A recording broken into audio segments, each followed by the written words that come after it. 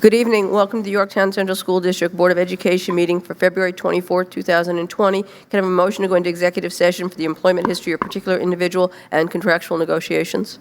So moved. Second. All those in favor? Aye. Thank you.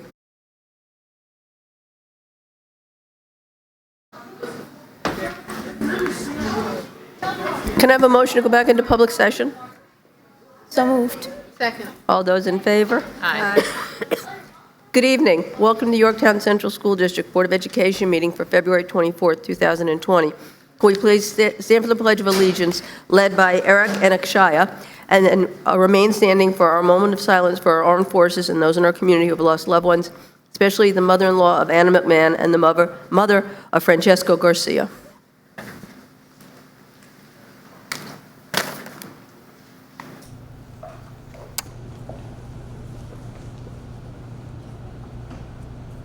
Pledge of allegiance to the flag of the United States of America and to the republic for which it stands, one nation, under God, indivisible, with liberty and justice for all.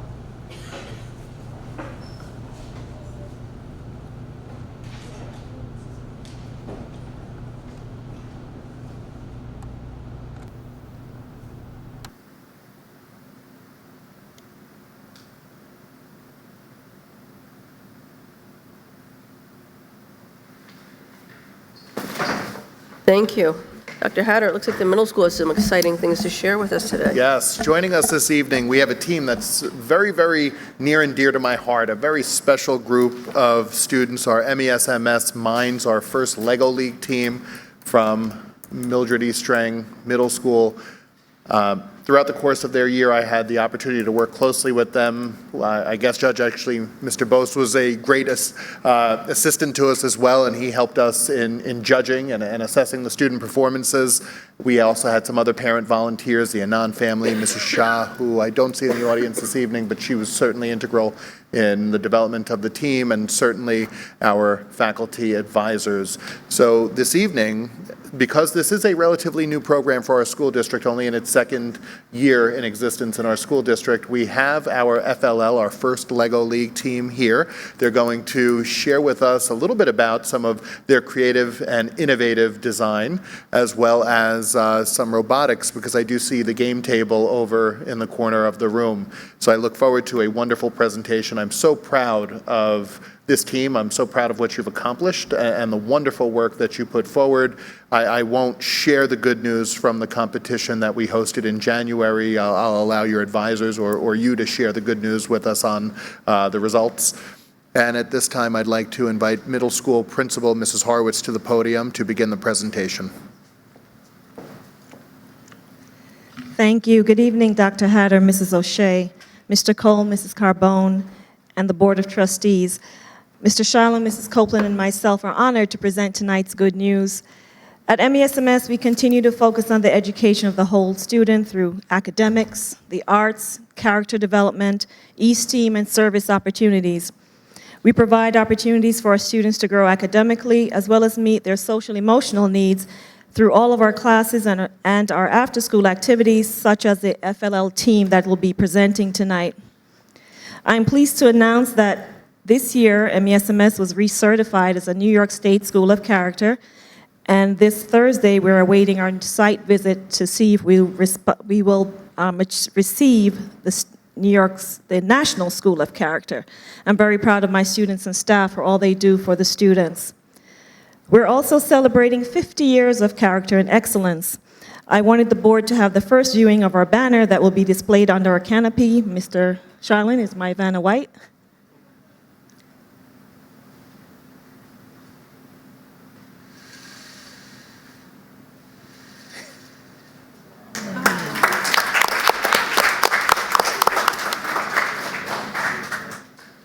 So we are doing a rededication ceremony on May 6th, starting at 5 p.m., in which we'll have the banner unveiled. We'll have an unveiling of we're dedicating a new plaque for the building, and we're looking forward to everyone to be there, to join us in our celebration.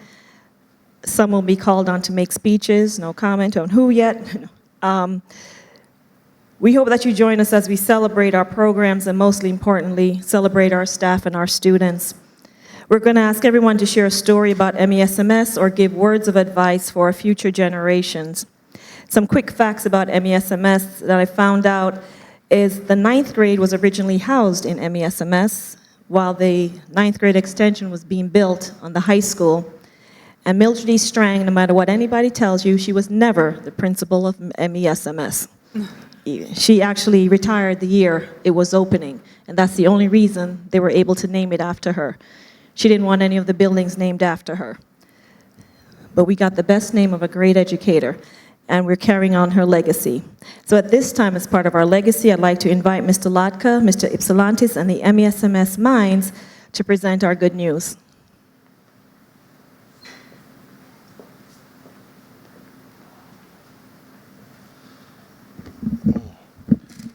Good evening, Board of Education. Thank you very much for having us here tonight to share our good news.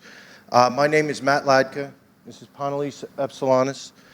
And we are two of the coaches here that coach the first LEGO League team. We also have a parent volunteer, Toral Shaw, who is not present tonight, but she was an integral part of putting together our team and helping us through the season. Our team name is the Mighty Turbines, as you're going to see. It's a presentation that we have developed. And I just want to let everyone know that we started this quest or this team venture way back in September. It was a tremendous amount of time. We spent anywhere between 3 to 4 days a week, anywhere pretty much 2 to 4 down in the technology room, putting all aspects of this project together, which we'll talk about in a little bit. And finally, it culminated on January 19th when we had our competition, which was a fabulous event over in Crampon. This is, as Dr. Hatter said, a very new team. This is only our second year, and I believe that each year we have been making some good steps in the right direction and competing very well. Good evening, everybody. So one of the main aspects of FLL is the idea that students are able to come up with an idea to build a better world, a better tomorrow. That's the concept, and the theme this year was City Shapers. And so the students were, their goal was to try to come up with some sort of issue or identify a problem that was an issue in cities and then come up with an innovative solution. There are 4 aspects to FLL at the FLL competition where the students had to prepare for. The first is they had to design a robot that would have the attachments and the skill to navigate the table over there and to complete the different missions on the robot game. They also had to present what is called a core values presentation, where they talk about competition, cooperation, competing with other teams, helping other teams out, and how they carry themselves and represent First LEGO League with character. Then there's the robot game, which you'll see a little bit later tonight on the table, where they had to try to complete the different missions there. And finally, the research project, which you'll see tonight on the board there, as Mr. Lacka mentioned, the Mighty Turbine, which was a solution that they came up with. I just want to mention that the students were amazing. They worked really, really hard. They had a true passion for what they were doing here, and they represented the Yorktown brand this year with a lot of pride. And I also just want to mention Raka Bose was our team manager who oversaw everything we were doing. She's a robotics student at the high school. So she also showed a true passion and put a lot of time in to help the team get to where they were able to get to, which we're very proud of. So I'm going to ask the team to step up to the presentation. I'm going to walk over and just kind of let them introduce themselves to you guys, and then they're going to take you through their presentation.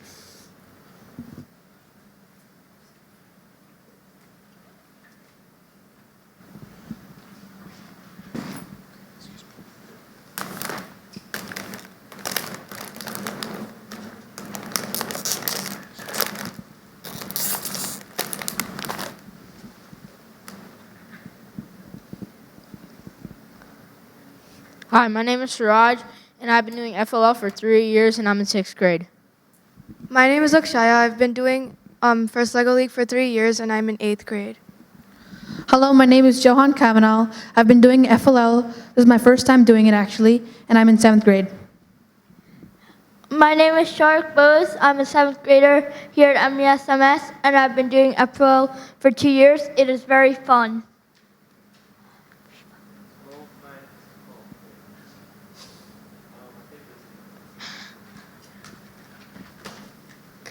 Oh, thank you.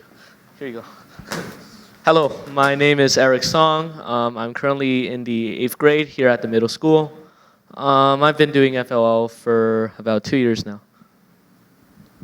Hello, my name is Vishnu Radhakonda. I've been doing FLL for 5 years, and I'm in 8th grade. Hello, my name is Joshua Desai. I'm in 6th grade, and I've been doing FLL for 3 years. Hello, my name is Siddharth Nair. I've been doing FLL for 1 year, and I'm in 6th grade. Hello, my name is Vibhu Shah, and I've been doing FLL for 4 years, and I'm in 8th grade. Again, we are the MESMS Minds, and this is our Mighty Turbine presentation.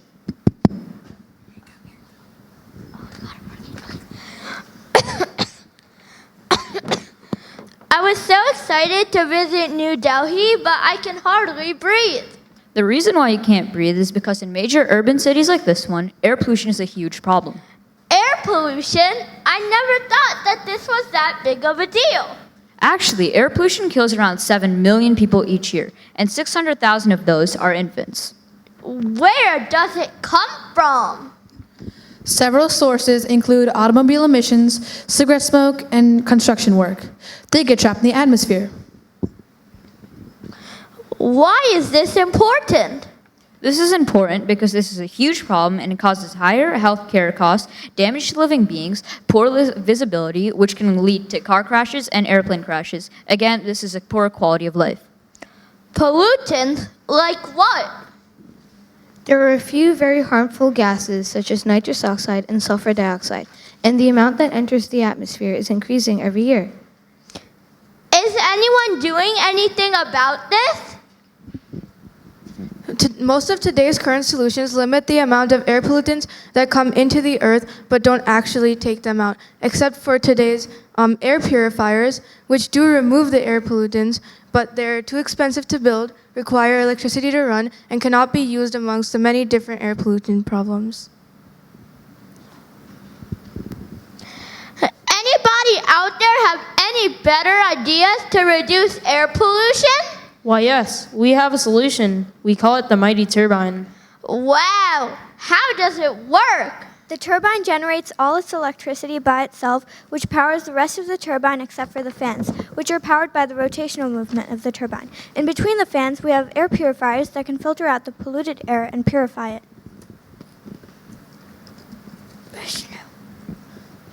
Here's our Mighty Turbine prototype. These eagle blades right here will catch the wind, which will in turn this water wheel-like object right here, which will then force the air down this air purifier, and which will turn it into clean and breathable air, which will be then sent out through this air vent. The excess wind will also be used to power the turbine. Wait, so it powers itself? Yes, besides powering itself, the turbine also has interchangeable filters that can be used across the varying pollutants. The turbine can also be used in any city that is currently facing air pollution, and it can serve as a solution to air pollution caused by natural disasters. Wow, sounds expensive. How much will it cost? Our turbine initially will cost $6,200 and $205 initially for upkeep every year. How much will it reduce air pollution here in New Delhi? Well, based on several factors, such as CFM, or cubic feet per minute, we calculated that we would need 1,948 turbines in order to give a total recirculation of air every 2 weeks up to an altitude of 100 meters. That in turn will cost $12.2 million initially, and also will cost slightly less than $400,000 per year in upkeep. Now, if you compare our turbine with the competition air purifier, you can see that our turbine is much more cost efficient, it does not need electricity, and also has interchangeable filters for varying pollution problems. However, our competition, on the other hand, is more expensive. It requires a constant supply of electricity, and unfortunately, it has no interchangeable filters. Wow! Did you work with any experts on this plan? Yes, we worked with experts Dr. Robert DeAngelis from IBM, Mr. Doug Erickson from Sabertree, and Dr. Ted Van Kessel from IBM, who all thought our idea was great. From their information, we plan on bigger things in the future, such as approaching city officials and companies, such as Utopus Insights, and pitch our Mighty Turbine, explore better filtration methods, and try to filter out more gases than we are right now, use the surplus energy that we create to power other things than just our Mighty Turbine, and try to expand our design.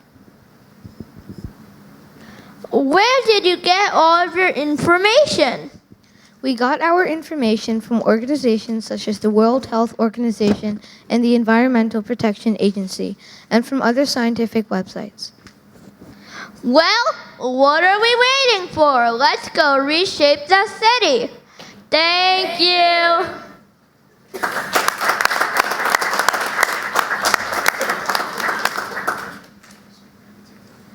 And thank you, Mr. Y, for having a great season. Also, thank you, Mr. Ladka. Thank you. Thank you for saying my name first. So I'll carry that one too. Okay, so I just wanted to mention that this project won first place at the competition at Crampon. So this is our little trophy that we have there. And Suraj mentioned Utopia Insights. It's a company that is interested in our prototype, and they would like to hear us sort of pitch the idea that they could see this being an actual product in the future that could help solve pollution problems in cities where pollution is an issue. So I just wanted to clarify that and add to that. So we hopefully get a chance this year to present this idea to them, and hopefully they make some investments, and we'll have to work on some trademarks and whatnot.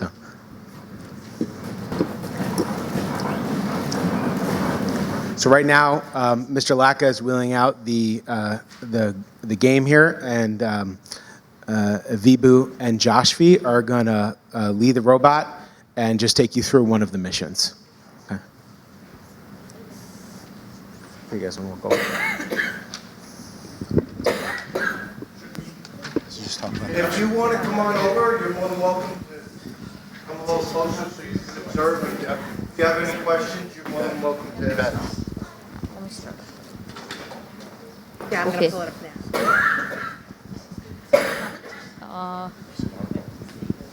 Yeah, okay, so I'll just explain the run that we're doing while the robot starts up.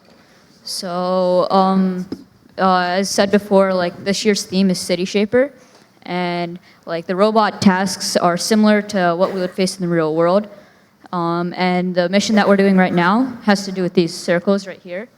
And we're supposed to organize these blocks into these circles, like that, and we'll show that. So this is like our longest run, one of the longest run, and we do that at the end of our like 2-minute 30-second round.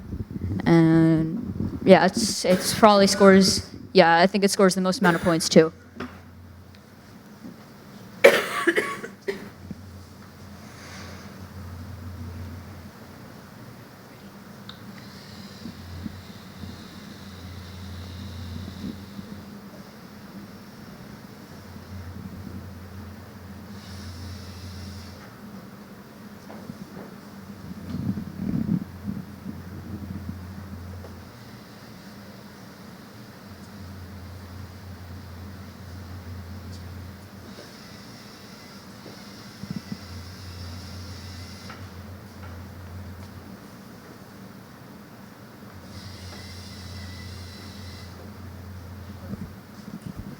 Okay. Now, this is just one of the missions that they were able to accomplish. It did score the most points because it put the blocks in the different circles and added up.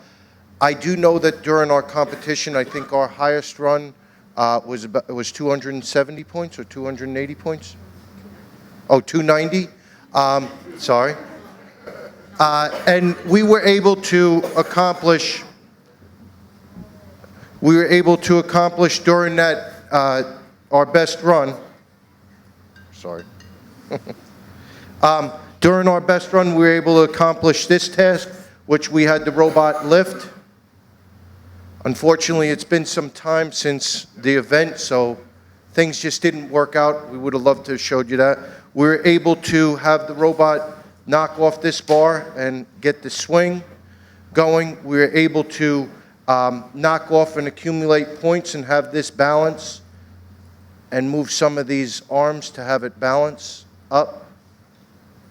Okay. And then it also went through and turned this over like that. And we also were able to accomplish this task over here where you push this and it dropped the crane down. So they did a tremendous job throughout this activity. They really accomplished a lot of points, and it was a very successful run that they had. So, thank you.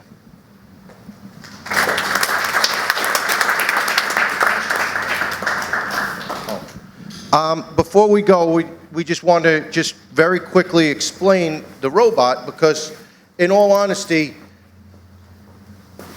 this robot here, right now, we just used it as a pushing device.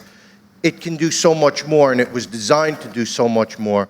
And really, the architect of this, Vibhu, is going to explain exactly what it is kind of capable of doing.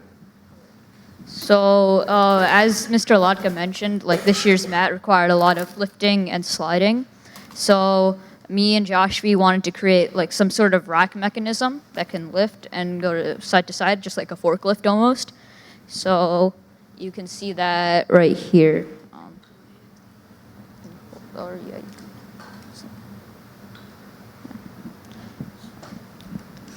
So you can see like how the rack is able to move side to side like that. So that's able to accomplish like almost like 50% of the missions on the board. And then we also have a thing that moves up and down like that. So that accomplishes the lifting task.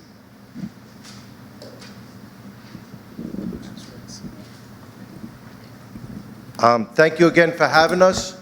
It was a real treat to work with these 10 people. One actually had to, unfortunately, go home because he wasn't feeling well tonight. So, thank you again. Okay. Thank you. Thank you. That was terrific.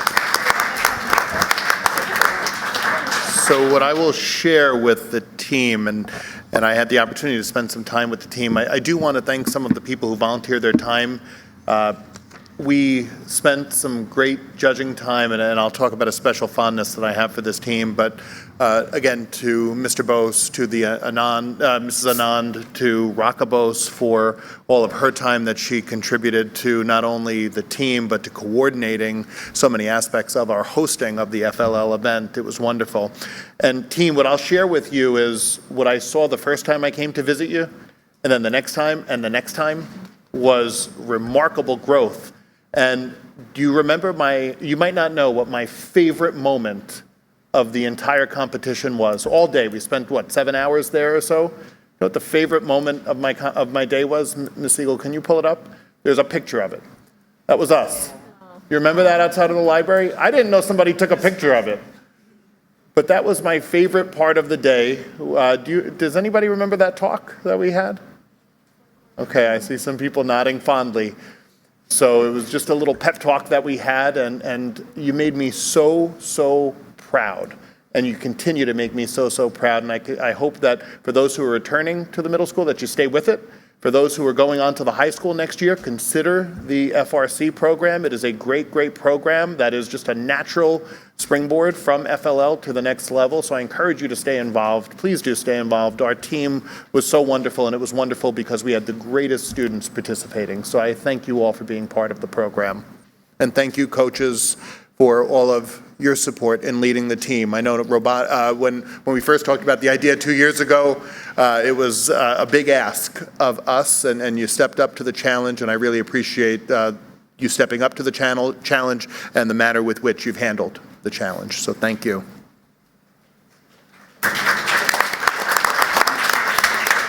So at this point, we have a whole meeting left ahead of us. So at this point, we're going to take a very brief recess to allow the students and the families to depart. I'm sure there's some homework that you must complete and some bedtimes that we have to be mindful of. So have a great evening. If you do wish to stay, you're more than welcome to. But if I don't see you, have a wonderful evening. Thank you so much for joining us and for your support of the program as well. Okay. We are up to public comment. Is there anybody wishing to speak on agenda-related items? Okay. So we'll move on to the superintendent's update. Okay, so welcome back. Today was the first day back from the February recess. It was wonderful to welcome students back. Today felt like a beautiful spring day as opposed to a day in late February. I just want to share a couple of items before we get into our next budget presentation, which is the tax cap calculation, state aid, and district reserves. Just a few items. A reminder, March 9th, we have Dr. Seversky coming to present to the board on his demographic and enrollment study. That'll be very telling to us in our budget development process, as well as planning for our facility needs. There was a wonderful article that featured the Yorktown School District and some other districts across Westchester County in the Westchester Magazine. If you haven't read it, I encourage you to read it. It highlights some of the good work happening here in the district. Actually, last week, I had the opportunity to visit with Putnam Northern Westchester BOCES. Representatives from the Ministry of Education of South Korea came in and wanted to hear a little bit more about EASTEAM. So that was a wonderful experience. They were very impressed at how we have seamlessly integrated the concept of empathy into so many aspects of our organization, and that's something that they're working tirelessly to do. So we had 6 officials come to visit us, and they oversee hundreds of thousands of students and thousands of faculty. So that was just a terrific opportunity to showcase the good work happening in our district. So at this point, I'm going to turn the meeting over to Mr. Cole, who will give the next installment in our budget presentations. Again, it's tax cap calculation, state aid, and district reserve. Mr. Cole? Thank you, Dr. Hatter, and good evening, ladies and gentlemen. Tonight is indeed our 5th presentation in a 7-part budget series. In the following slides, we will discuss anticipated state aid, the status of the district's total cash reserves, and a review of the tax cap calculation for the 2020-21 budget year. We will also be asking the Board of Education to authorize the submission of the tax cap formula to the Comptroller's Office by the March 1st deadline. Here's a summary review of our current expectation for state aid in the 2020-21 school year. The highlighted column represents the governor's proposed state aid for our school district next year. These are the numbers we're currently using in our budget and for the associated tax rate assumptions. We will use these numbers to ultimately estimate tax rate changes in compliance with the tax cap limits. The governor is proposing the elimination of many types of aid, as you can see here, and instead rolling all of those eliminated categories into one number, foundation aid. The governor's proposal is subject to change based on the final adoption of the budget in Albany. In total at this time, we expect total state aid to increase by approximately $206,000, or 1.24%.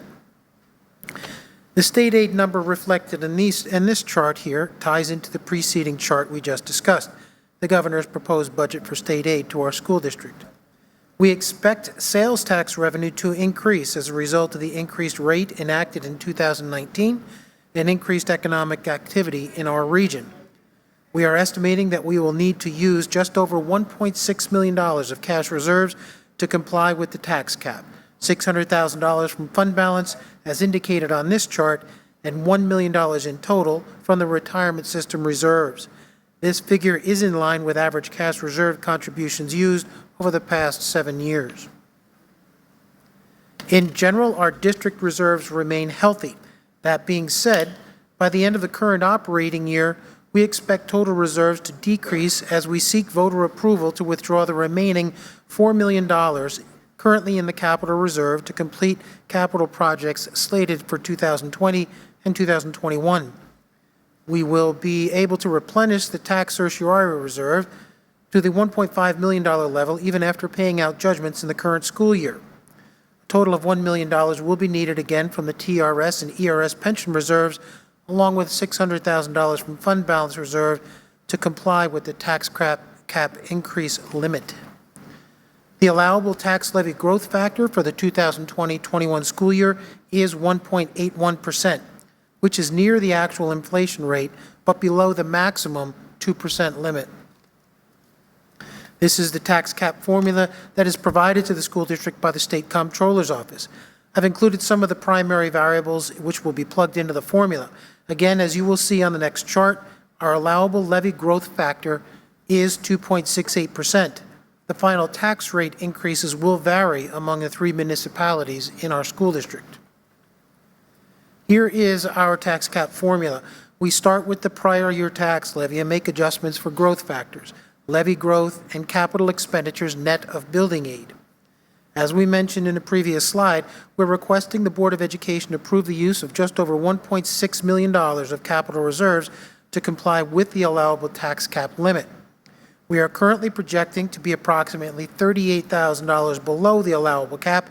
That may change, though, as the final, less impactful budget variables become known. So we have 3 questions for the Board of Education this evening in regard to the tax cap calculation. First, do you approve of the calculation as we have presented it tonight, allowing us to file the calculation with the Comptroller's Office by March 1st? Second, the tax cap filing I just mentioned requires that we affirm we will not seek to exceed the tax cap limit. Shall I affirm that we will comply with the tax cap? And third, do we have your authorization to use the aforementioned cash reserves to comply with the tax cap? And with that, we'll take any questions you might have. Thank you, Tom. Pete, questions? Freshman? Nope. Cheryl? No, thanks. Lisa? I just have one question. The very first slide that you showed with the increase of aid at 1.24%, is that a usual trend that we would see? Is that a typical rate increase in terms of aid? It has been, I would say, in anecdotally, without having the numbers right, I think it's been decreasing in years. The thing that jumps off the page is state aid is increasing at 1.2%, yet the rate of inflation that we're using for the budget is 1.8%. So obviously, the revenues aren't matching the expected increases in costs, and that's problematic over time. But we're used to more substantial increases in state aid in years past. Thank you. You're welcome. Tom, a couple of questions. Budget adoption for the state is when? Budget adoption is April 1st. Okay, and so that's when the legislature decides what they'll actually give us in That's state aid? correct, It could be yes. more, it could be less. Right. Okay. It rarely is less, but the governor's proposal is usually a stake in the ground. More concerning to us is the realignment of the aid categories. Right, and I was going to ask you that, what is that realignment really going to mean in the future to us? Well, for us, many of the items that the governor's looking to eliminate are expenses, are aids that are driven by expenses. So to lump them into one number, we would then lose sight of those aids that would naturally increase based on our expenditures. Aids like BOCES aid, which is entirely driven by expenditures in aidable categories, textbook aid, instructional materials for technology, and things of those nature, of that kind, we would lose sight of that. And in the future, any increases in aid would be, we would not have visibility into, so we wouldn't know what would normally have increased anyway as a result of expenditures and what is truly new money into the system. Okay. And then another question is tax cert. How much did we spend on tax certiorari this year? We've spent over $100,000 this year, but we expect to spend more before the end of the fiscal year. And we are bracing ourselves for several years' worth of tax cert awards in multiple years. In other words, once again, we find ourselves in a cycle where a tax cert is awarded by a court, but it's for multiple school years. So we expect to be paying out large awards again over the next couple of years. So can you just explain for the community to understand why we need that level of tax cert, how that a fund is determined in size? Sure. We actually have 3 times that amount, about $4.5 million in actual challenges, tax challenges from our community. We take 1/3 of that number as a proposed reserve because we feel that rarely do the challenges get 100% of the award they're seeking. It's typically something less than that. If we did not have this level, if we did get a large award that we didn't have a reserve for, we would be back here asking the board to formally increase the budget to pay for it, and then that would be appropriated in the next year. So the reserve serves a significant purpose. It helps us to keep a moderate tax rate increase, and it allows us to pay our bills without doing something that would harm our credit, which increasing the budget would do. Okay, thank you. Anybody have questions? No, thank you. All right, so I guess we just need consensus. Are we approving allowing Tom to file the tax cap? Are we not seeking voter approval to exceed the levy, and are we in compliance with the tax cap by using cash reserves? Is everybody consensus with that? Yes. Yes. Thank you very You can much. file it. Thank you.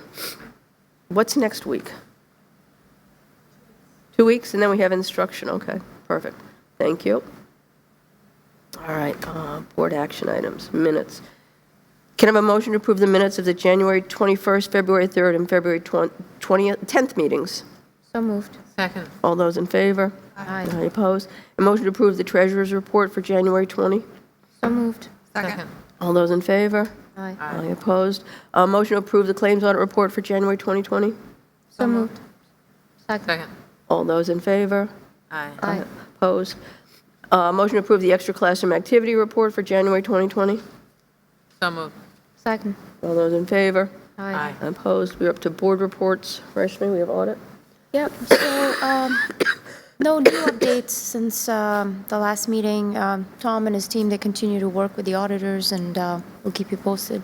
Okay.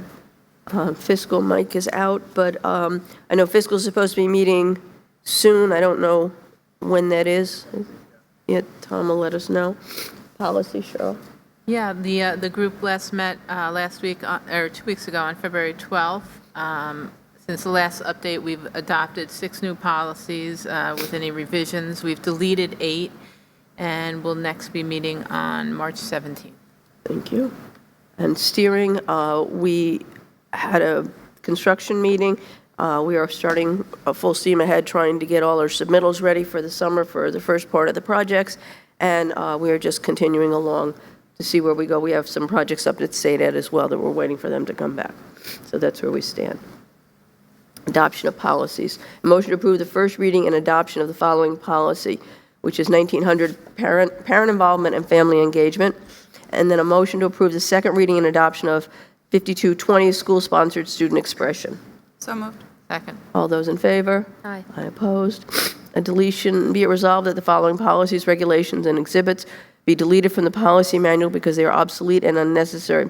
4771E, early graduation exhibit, 5152.1, admission of foreign students and its regulation, 5270, intramural programs, 5311, student rights and responsibilities, 6650, the claims auditor exhibit, 6620, fraud, waste, and abuse, 6670, regulation for petty cash accounts.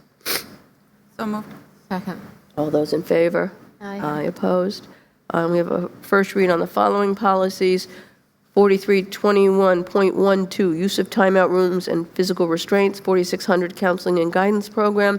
4771, early graduation. 5152, admission of non-resident students. 6650, claims auditor. 6670, petty cash accounts. Does anybody have any questions or comments on them? Nope. No? All right, thank you. A resolution, be it resolved that the board hereby authorizes the superintendent to execute the February 1 to June 30th, 2020 terms and conditions of employment agreement for the clerical staff effective February 1st, 2020, and dated February 14th, 2020, presented to the board at this meeting on February 24th, 2020. A copy of said agreement shall be incorporated by reference within the minutes of this meeting. So moved. Second. All those in favor? Aye. Opposed? Budget transfers. A motion to approve the budget transfers listed below. So moved. Second. All those in favor? Aye. Aye, opposed. A motion to approve the Safe Havens International contract to provide the district with school safety and security consultation. Contract cost not to exceed $15,000. So moved. Second. All those in favor? Aye. Aye, opposed. Any motion to gifts, grants, and donations? A motion to accept with gratitude the following gifts, grants, and donations from the Yorktown High School Athletics, $20,305.87 from the Husker Club for airfare, transportation, and hotel accommodations for the varsity baseball's Florida trip. So moved. Second. All those in favor? Aye. Opposed. We're up to board comment. Lisa? Just another fantastic example of our education at work. Thank you, Mrs. O'Shea and Dr. Hatter and Mr. Cole for everything you do. This couldn't happen without you guys coming up with these ideas for us. Thank you. Just commenting on what an impressive group of young people who came out tonight to present from the First LEGO League. They did a phenomenal job, and it's just a collaboration of many students. They not only do a great job with the technical piece, but the empathy piece, and also the public speaking piece, and so many other pieces, teamwork and so forth. But it all comes together, and all of our students shine all the time, but this is a great example of that. Terrific, Rashmi. I'm all good. Pete? Just if they need marketing and investment, I'm all in. That was very impressive. It really was. It was wonderful to watch. Yeah, their invention was pretty incredible. I mean, I love the way they're really thinking forward, so it's amazing. So, all right. Ron, Lisa, Tom, anything? All right, public comment, anybody wishing to speak? Okay, can I have a motion to adjourn? So moved. Second. All those in favor? Aye. Aye, opposed. Thank you, guys.